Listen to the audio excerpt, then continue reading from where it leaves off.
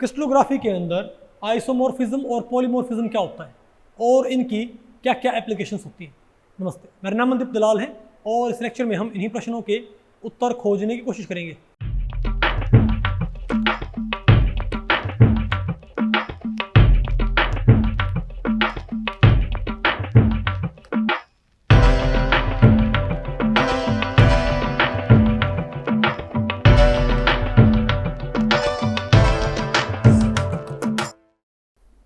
Okay, तो भाई अब बताओ मैं क्या पढ़ना है, आइसोमॉर्फिज्म एंड पॉलीमॉर्फिज्म। अब भाई आइसोमॉर्फिज्म और पॉलीमॉर्फिज्म क्या होते हैं सॉलिड स्टेट के अंदर।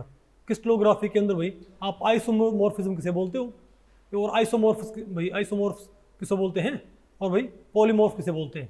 ठीक है, तो पहले बात हो तो भाई इस टॉपिक को हमने टोटल 2 सेक्शंस में डिवाइड किया। पहला क्या होगा आपका भाई आइसोमॉर्फिज्म, पहले क्या पढ़ेंगे हम भाई आइसोमॉर्फिज्म, फिर क्या पढ़ेंगे पॉलीमॉर्फिज्म। तो पहले बात है आइसोमॉर्फिज्म। तो आइसोमॉर्फिज्म क्या होता है भाई, देखो ये सिंपल मैं आपको तो कॉन्सेप्ट है। अगर एक कंपाउंड एक से ज्यादा क्रिस्टलोग्राफिक फॉर्म में एग्जिस्ट करे, कंपाउंड सॉरी नहीं, अगर 2 कंपाउंड, आइसोमॉर्फिज्म क्या होता है, अगर 2 कंपाउंड 2 अलग अलग, लेकिन उनकी इंटरनल सिमेट्री सेम हो, उनकी एक्सटर्नल सिमेट्री क्या हो, सेम हो। समझ की बात, उनकी स्ट्रक्चरल पैटर्न क्या हो, उनका स्ट्रक्चर पैटर्न वो सेम हो, तो हम क्या बोलेंगे, क्या हो आपस में आइसोमॉर्फ। फॉर एग्जांपल अगर मैं ये कहूं भाई, तो आइसोमॉर्फ को आप ये देखो, अगर मैं कहूं NaCl और एक होता है MgO, क्या भाई मैग्नीशियम ऑक्साइड। ठीक है, ये भी क्या होता है, इन दोनों का स्पेस ग्रुप भी क्या होता है सेम, इन दोनों का सेम क्या होता है स्पेस ग्रुप। सेम क्या है इनका, बोलो भाई सेम इनका क्या है स्पेस ग्रुप। सेम क्या है इनका क्रिस्टल सिस्टम, सेम ही नहीं क्या है लैटिस सेंटरिंग, और इनका स्ट्रक्चरल पैटर्न क्या बिल्कुल सेम। बस अंतर क्या भाई, यहां पर जहां पर Cl है यहां कौन बैठे हैं ऑक्साइड, यहां जहां पर वहां कौन बैठे हैं मैग्नीशियम। जो सिमेट्री एलिमेंट इसके अंदर है वही सिमेट्री एलिमेंट इसके अंदर है। तो हम क्या बोलेंगे भाई कि ये कंपाउंड से क्या है आइसोमॉर्फिक। क्या इसके ये आइसोमॉर्फिक, नहीं समझे बात भाई, अरे बोलो भाई। ठीक है, अगर 2 कंपाउंड्स का भाई, जैसे मैं आपको बताऊं, जैसे अगर मान लिया मेरे पास ये हो, जैसे अगर मैं ये कहूं कि BaZN, बोलो भाई, अगर मैं ये कहूं कि BaZN ना,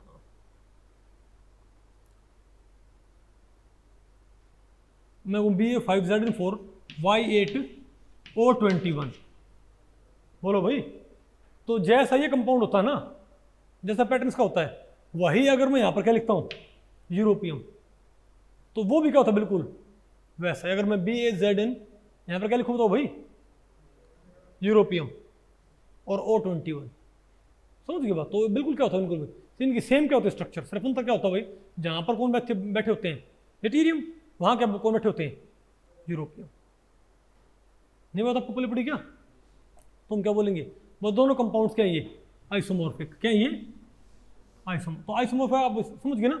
अगर 2 कंपाउंड, उनका 2 कंपाउंड अलग अलग है, लेकिन उनका स्ट्रक्चरल पैटर्न, उनका स्पेस ग्रुप, उनकी इंटरनल सिमेट्री सब कुछ सेम है, तो हम क्या बोले क्या ये आइसोमॉर्फिक। और इस घटना को हम क्या बोलते हैं आइसोमॉर्फिज्म। इसका फायदा ये होता है, अगर आपको एक कंपाउंड का क्रिस्टल स्ट्रक्चर, बहुत इंपॉर्टेंट ये एक तरह से हमको इसका बहुत फायदा होता है, क्योंकि मान लिया आपको एक कंपाउंड की क्रिस्टल स्ट्रक्चर पूरी तरह पता है, लेकिन ध्यान रखें भाई यूनिट सेल उसकी वैसी होगी, लेकिन क्योंकि एटम का साइज अलग होता है, जैसे NaCl में है Na का साइज अलग है और मैग्नीशियम साइज क्या अलग है, NaCl में Na और मैग्नीशियम ऑक्साइड में मैग्नीशियम। भाई Na और मैग्नीशियम सेम साइज के नहीं होते, और ऑक्साइड और Cl सेम साइज के नहीं होते। तो यूनिट सेल का साइज क्या हो सकता है उनका, यूनिट सेल का साइज क्या हो सकता है, कम या ज्यादा होगा। वही लेटेस्ट पैरामीटर कम हल्के फुल्के डिफरेंट नहीं पता आपको पहले बड़ी। NaCl के बजाय MgO की लैटिस का साइज, यूनिट सेल का साइज क्या हो, कम या ज़्यादा, यहाँ पर कम होएगा, लेकिन उसमें पार्टिकल के रखने का पैटर्न क्या होगा, जैसे एक Na कौन गिरते हैं 6 Cl और एक Cl को 6 Na, सिमिलरली एक Mg को 6 ऑक्साइड और एक ऑक्साइड को 6 Mg, बिल्कुल वही पैटर्न, एग्जैक्टली सेम पैटर्न सब कुछ, सिर्फ यूनिट सेल में डायमेंशन में इसमें क्या बोला है, सिमिलर, क्या भाई स्ट्रक्चरल पैटर्न सेम होगा लेकिन हर चीज आइडेंटिकल नहीं होगी। यूनिट सेल क्या होंगे उनकी, सिमिलर, यूनिट सेल के साइज में हल्का फुल्का डिफरेंस आपको देखने को मिलेगा। लेकिन इसका फायदा क्या होता है, इसका फायदा ये होता है कि अगर आपको मान लिया आपने कोई कंपाउंड बनाया, मान लिया आपने कोई नया क्रिस्टल आपने ग्रो किया है, ठीक है बात, तो आपके सामने क्या समस्या आएगी कि उसमें आप लैटिस पैरामीटर ढूंढो। अरे भाई ये देखो वो जो नया कंपाउंड है वो क्रिस्टलाइन मान लिया, तो उसमें भाई उसकी यूनिट सेल किस टाइप की है, वो किस क्रिस्टल सिस्टम से बिलोंग करता है, उसका पॉइंट ग्रुप क्या है, उसका स्पेस ग्रुप क्या है, सारी बात आपको मालूम करनी पड़ेगी, और उसमें एटम कहाँ कहाँ रखें। तो भी इसको भी बिल्कुल शुरुआत से शुरू करना बहुत टीडियस क्या होती है प्रोसेस, बहुत एक्सट्रीमली क्या है डिफिकल्ट टाइम कंज्यूमिंग क्या होती है प्रोसेस, क्योंकि आप पहले उसका क्या रिकॉर्ड करोगे, XRD spectrum, X ray diffraction, भाई पहले आपने क्या रिकॉर्ड करना पड़ेगा उसका एक्स रे डिफ्रैक्शन स्पेक्ट्रम, और उस एक्स रे डिफ्रैक्शन स्पेक्ट्रम से आपको फिर यूनिट सेल की प्रॉपर्टी आपको मालूम करनी पड़ेगी, और यूनिट सेल का स्पेस ग्रुप आपको मालूम करना पड़ेगा, फिर उसको भाई यूनिट सेल को रिपीट करने पर कैसा स्पेस ग्रुप हमको मिलेगा भाई, और उसमें आपको एटम्स की अलग अलग पोजीशन मालूम करनी पड़ेगी। ये बहुत टाइम कंज्यूमिंग नहीं क्या, बोलो भाई, इससे बेटर क्या है, हम ये देख लेंगे कि हमारे कंपाउंड का जो हमने बनाया है उसका जो पैटर्न आया है, हमने नया कंपाउंड बनाया बिल्कुल भाई, उसका कुछ पैटर्न आया है, तो मैं ये देख लूंगा वैसा पैटर्न। हालांकि दुनिया में हर कंपाउंड XRD क्या होता है दूसरे से अलग होता है, लेकिन भाई वो अलग हो गए कई बार अलग नहीं होता। आइसोमॉर्फिक कंपाउंड्स का XRD पैटर्न क्या होता है, ऑलमोस्ट सिमिलर।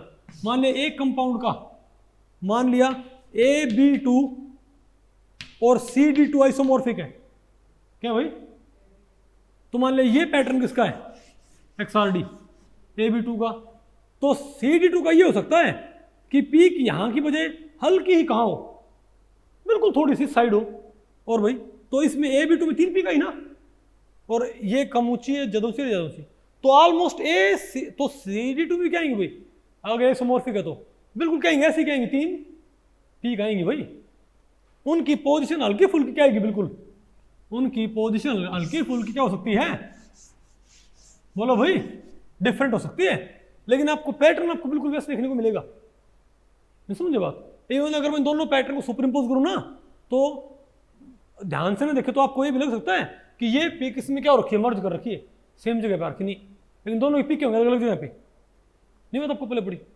तो आइसोमॉर्फिक हम कैसे मालूम कर सकते हैं, आपने कंपाउंड बनाया, वो आपने क्या किया, उसका आपने XRD रिकॉर्ड किया, उसका XRD फिर आपने देखा भाई वैसा XRD किससे मैच करता है, बोलो भाई जिसकी ऑलरेडी स्ट्रक्चर सोल्व रखी हो, नहीं बात आपको पहले पड़ी, तो आपको पता लग गया भाई आपका कंपाउंड क्या आइसोमॉर्फिक, नहीं समझे बात। आपको क्या मालूम पड़ेगा भाई कि आपका कंपाउंड क्या है आइसोमॉर्फिक, तो उस कंपाउंड का जो क्या होगा स्पेस ग्रुप, उसका जो क्या है पॉइंट ग्रुप, उसका जो क्या क्रिस्टल सिस्टम, वही आपके कंपाउंड का है, तो आपका बहुत सारा काम क्या होगा, कम नहीं हो गया भाई। आपने सिर्फ क्या पता करना रह गया, एटम्स की पोजीशन, और एटम्स की पोजीशन भी ऑलमोस्ट क्या होंगी, वही होंगी, हल्की फुल्की क्या होंगी, चेंज होंगी, यूनिट सेल थोड़ी क्या होगी, छोटी बड़ी होगी बस, नहीं बात आपको पहले तुम्हारा काम कम नहीं हो गया भाई। तो आइसोमॉर्फिज्म बहुत क्या बोलते हैं प्रैक्टिकल पर, इसका भाई प्रैक्टिकल पर्पस बहुत ज्यादा है। एक बताओ क्या होता है भाई, बताओ पॉलीमॉर्फिज्म, क्या बोलो भाई, ये क्या होता है पॉलीमॉर्फिज्म। पॉलीमॉर्फिज्म क्या होता है, अगर दो कंपाउंड्स का सेम स्ट्रक्चरल पैटर्न है, सेम सिमेट्री इंटरनल, तुम क्या बोलते हो आइसोमॉर्फ है। तो अगर एक कंपाउंड एक से ज्यादा क्रिस्टल स्ट्रक्चर्स में एग्जिस्ट करे उसे तुम क्या बोलते हैं, उसके पॉलीमॉर्फ। आप इसको ऐसे मान सकते हो भाई जैसे कोई एलिमेंट हो, अगर एलिमेंट एक से ज्यादा क्रिस्टल स्ट्रक्चर्स में एग्जिस्ट करे तो उसको हम बोलते हैं एलोट्रोपी। क्या बोलते हैं उसको भाई, जैसे कार्बन है, कार्बन का जो क्रिस्टल है भाई ये एक तरह से ये एलोट्रोपी है, लेकिन कंपाउंड की एलोट्रोपी, किसकी भाई, कंपाउंड की। जैसे कार्बन है, कार्बन रहेगा तब ग्रेफाइट में भी और डायमंड में भी। ग्रेफाइट की क्रिस्टल स्ट्रक्चर क्या होती है, अलग होती है, किसे भाई, डायमंड की क्रिस्टल स्ट्रक्चर से, नहीं तो क्या लेकिन है क्या बिल्कुल वो? है तो कार्बन ही भाई। ग्रेफाइट और डायमंड क्या दोनों कार्बन नहीं होते क्या? तुम क्या बोलते हैं भाई? कार्बन के यहाँ पर क्या दो एलोट्रोप है ये। तो अगर एक एलिमेंट एक से ज्यादा क्रिस्टल स्ट्रक्चर्स में एग्जिस्ट करे तो हम क्या बोलते हैं? एलोट्रोप्स। सिमिलरली कंपाउंड भी क्या कर सकता है? एक से ज्यादा क्रिस्टल स्ट्रक्चर्स में एग्जिस्ट कर सकता है भाई। नहीं समझे बात? एक कंपाउंड हो सकता है, मैं कहूँ मान ले मेरे पास वो कंपाउंड है AB2, हो सकता है यही कंपाउंड मोनोक्लिनिक भी बनता हो और यही भी ऑर्थोरम्बिक भी बनता हो। नहीं बता आपको पहले पड़ी, तुम क्या बोलो उसके क्या है? ये क्या है? पॉलीमॉर्फिक फॉर्म है। तो क्या इसकी पॉलीमॉर्फिक फॉर्म। नहीं समझे बात आप? अरे बोलो भाई, जैसे बताओ भाई, जैसे आपका क्या होता है? अरे आपका जैसे जिंक सल्फाइड है, क्या बताओ ना? जिंक सल्फाइड क्या होती है? दो क्या होती हैं? Crystal structure. नहीं बता आपको पहले पड़ी क्या? तो भाई जैसे तो जो एलिमेंट में अगर एक एलिमेंट एक से ज्यादा क्रिस्टल स्ट्रक्चर्स में एग्जिस्ट करे तो हम क्या बोलते हैं? एलोट्रोप्स। अपरूप। तो अगर कंपाउंड एक से ज्यादा क्रिस्टल स्ट्रक्चर्स में एग्जिस्ट करे उसे हम क्या बोलेंगे? पॉलीमॉर्फ। उसको और इस प्रॉपर्टी को हम क्या बोलते हैं? पॉलीमॉर्फिज्म। आगे नहीं आपको ये? आगे ना भाई? और मैं आपको बताऊं भाई, अगर आप किसी अगर मान लिया कंपाउंड भाई एक से ज्यादा पॉलीमॉर्फिक, मतलब एक से ज्यादा भाई वो क्रिस्टल स्ट्रक्चर रखता है, पॉलीमॉर्फिज्म शो करता है, तो जब आप उसको उसके मेल्ट से हासिल करोगे ना, तो हो सकता है भाई पहले कौन सी फॉर्म बन जाए जो कम स्टेबल क्या उसकी क्रिस्टल स्ट्रक्चर, लेकिन भाई समय के साथ क्या होगी? वो अनस्टेबल क्रिस्टल स्ट्रक्चर किसमें कन्वर्ट हो जाएगी? स्टेबल क्रिस्टल स्ट्रक्चर में। फाइनली वो चांसेस क्या होते हैं? हमको मोस्ट स्टेबल क्रिस्टल फॉर्म उसकी मिलेगी। नहीं बता आपको पहले पड़ी क्या? ओके, अब बताओ भाई, ये बताओ NaCl and MgO have similar lattice space groups. बोलो भाई। And lattice types, they are isomorphs, polymorphs, both, none. Isomorphs. अगर आपको भाई, तो भाई इस लेक्चर में इतना ही। अगर इस लेक्चर के बारे में आपके कुछ प्रश्न या सुझाव हैं तो आप मुझे नीचे कमेंट सेक्शन में पूछ सकते हैं, मैं उनके उत्तर देने की पूरी कोशिश करूंगा। तो भाई ठीक है, मिलते हैं अगले लेक्चर में, तब तक के लिए नमस्ते।